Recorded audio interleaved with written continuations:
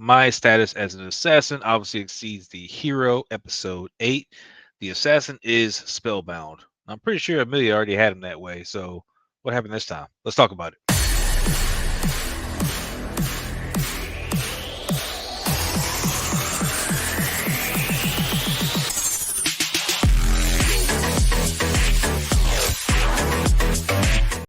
Welcome back, Evariant. So we are picking up where we left off with Akira kind of leaving the party in a state of disbelief as he says, y'all are not on my level.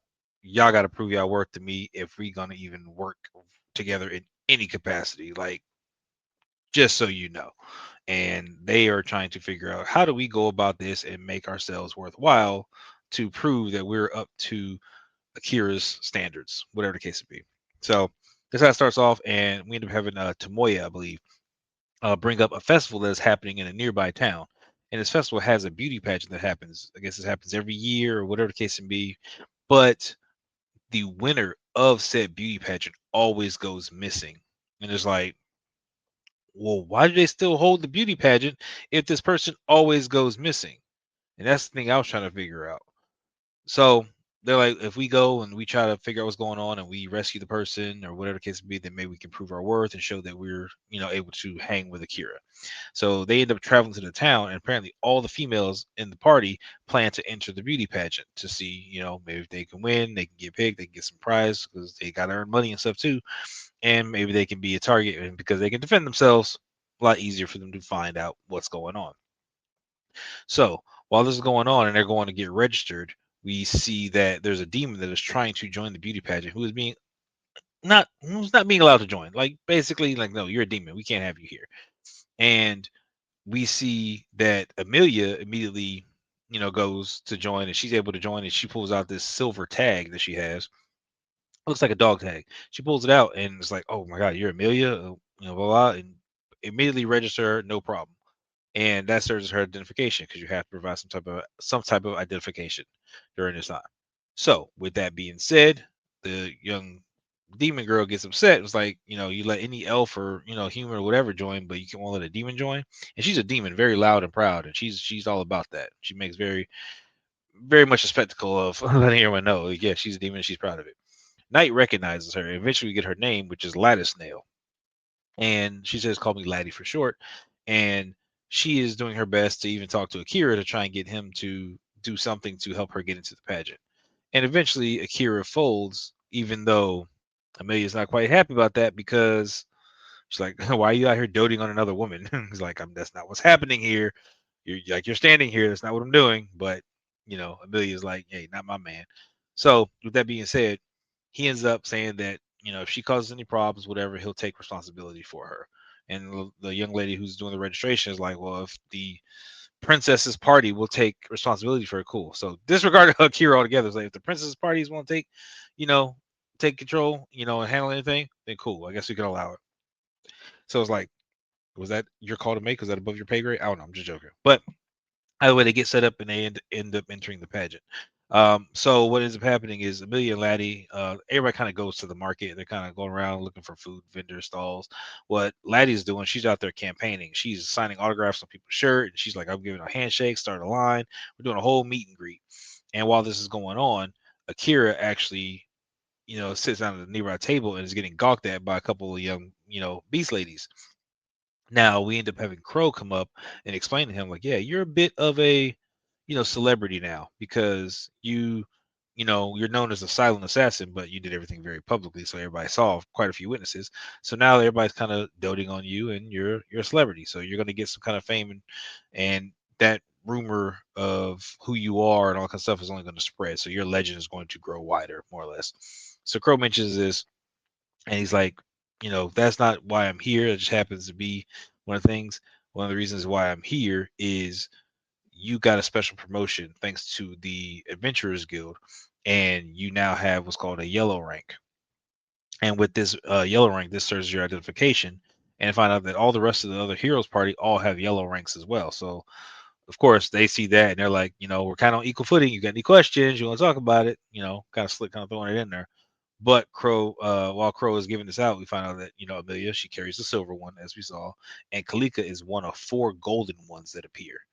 So she is like, one of the best of the best. So with that being said, as he goes through stuff and his, I guess, his renown gets better, he's able to get more promotions and, go up in rank. Now, Crow was actually there to speak, besides handing out, speak on behalf of his, his sister, and talking about his sister, revenge, and everything involving Graham Cluster, because he let it be known that he did his research and he checked on everything, that Graham was the one who was coming after Amelia. He's the one who's able to, child's play for him to get the ship's manifest to see who's coming aboard, who's coming to the island, and has been stalking her for whatever reason. He's trying to get a hold of her. So he informs this to Akira, and he asks for a favor. And Graham is one of the ones who got his sister killed. So we see that he says that, hey, I need a favor. Can you do this? But we don't get to hear what it is. Thing goes silent. So he says, you don't have to answer right now. We'll leave it at that. Just wanted to freaking make you aware of this. He also makes a side note that Leah Lagoon, her staff was made by Crow, and he has a matching stone in his shop, and that's how he knew to come rescue them. Because again, I guess they have some kind of sense with each other. The stones, maybe they're two parts, two halves of one whole, or whatever the case may be. But that was just a little side note that was mentioned. But either way, he leaves him to ponder over that and go on about his business. Um, while that is happening, Amelia and Laddie end up going into the whole contest, and all the girls are in there. Everything goes fine, but Amelia and Laddie end up tying in the beauty pageant. So they're both going to get rewards. They're both going to tie, and again, the winner's the one that always ends up missing. So kind of makes me think that the contest is rigged. You got two very pretty young girls here who are both vying for, you know, to win this competition. You have one that's a princess, technically, of the Elven Kingdom, and then we find out that the other one is also a princess, because she, more or less, I won't say princess for sure, but she is the daughter of the Demon Lord. Like, okay, wasn't expecting that. So, daughter of the Demon Lord, um, and we see that Graham is spying on both of them at the pageant from his home. So he's kind of looking at everything. He's still plotting on Amelia, but yeah, she is daughter of the Demon Lord, and she had a fight with Daddy Dearest and ran away, and now she can make her own decisions and choose what's best for her. And even with all this still going on, it's just like, wow, how do we process this? So everybody's like, all right, let's go back to ends, get some sleep. Laddie's like, I'm gonna bounce out because it'll be a lot easier for people to sleep if they know there's not a demon present. So Laddie goes on about his business. They go back to the room. They're going back to kind of hang out. Of course, Amelia's trying to get Akira to come hang out with her, but he's like, yeah, no, it's not happening right now. And we see Crow, who again comes back to ask. And he said he's going to ask on a repeat, which is exactly what he's doing. He's asking his favor. He's like, did you have an answer for me?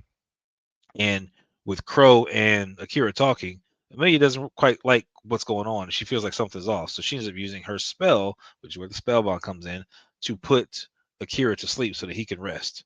And she proceeds to question Crow about whatever's going on, because she wants to know what's the deal. And Crow is just, we just have a conversation, just trying to get him to do a job or something. And of course, she's defending him. If he doesn't want to do something and he's not going to do it, you can't force him to do it. He's like, I'm not forcing anybody to do anything. So more or less, it's kind of, they got this kind of rift going on. But either way, Akira's still asleep. He is knocked out. Next day, they're going to pick up the prize. So the entire party's together, minus Crow and Akira, who's back resting. They're going to get the prize and going to this like little ratty house, and they're just kind of talking as they way, on their way, and they end up having some thugs show up. Thugs show up. Hey, you're coming with us. We need, to capture you. And Amelia's not playing no games. She's already mad about the conversation with Crow, so she ends up dropping gravity, drops it on them, and pretty much crushes everybody. And she drops freaking one of the coldest lines while questioning him, like, what are you after? What are you doing? What's going on with the beauty pageant winners? What's happening? And they're like, we don't know. No. She starts crushing more. What do you know? No. Basically, the beauty pageant contest winners end up getting captured, and they end up getting harvested. Their organs end up getting harvested and sold for parts. It's like, holy crap, this is what's going down. Which, you think about it, it makes sense for how the summoning, you know, ritual happens for when they were summoning all the heroes here. Like, they sacrifice a bunch of people. So a lot of this world has to do with sacrificing others to get something that you want. So she decides, like, okay, well, I see you're trying to threaten my freedom and all this stuff.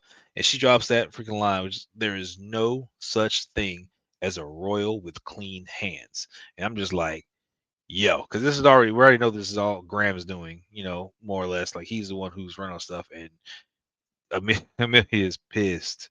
So she's getting ready to just flat out destroy all of them. Like she is about to, but out of all people, we see Laddie comes in and she stops her. Is like, freaking, if you want to, take him out, you can take him out on your own time, freaking. But as long as I'm around, I'm not gonna let you take him out. So with that, freaking, you don't need to close the chapter on their book, so to speak. Like that's not for you to decide. Just you've beaten them and defeated. Like leave it be. And she defends them. So it was, shocking to see. But we also see that Akira is in a more or less a dreamlike state, whereas his dreams are connected to the mana of Amelia. So because of that, he's able to see all her dreams, or I guess, or kind of whatever's going on. So basically, he sees her visions in his dreams. So basically, what's happening, he's kind of seeing and getting glimpses of it in his dreams.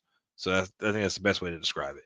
So pretty solid episode. Again, we're making more headway. We got the Demon Lord's daughter here. We got Amelia, getting nasty. She getting gritty with it. She about to, really messing people up. Like I'm liking it. So solid episode. Can't wait to see what's gonna happen next. When Akira wakes up, is he gonna have any questions? What was going on? Freaking what Amelia's beeline is. Was this the people who are trying to take out and capture the pageant winners? Are there going to be more people coming to try and take them out? Freaking, what is Graham's particular plan for capturing everybody? Because he seems to be the primary antagonist of this arc right here, right now, having to deal with him. And is Crow going to get what he's after? Which we still don't know. Is it revenge that he's after, or is it something else? Not quite sure. Make sure you hit the little subscribe button. Stay tuned. We will try to find out as we go along and see what happens. I'm excited to see. Until then, I will catch you guys in the next one. Have a happy Thanksgiving.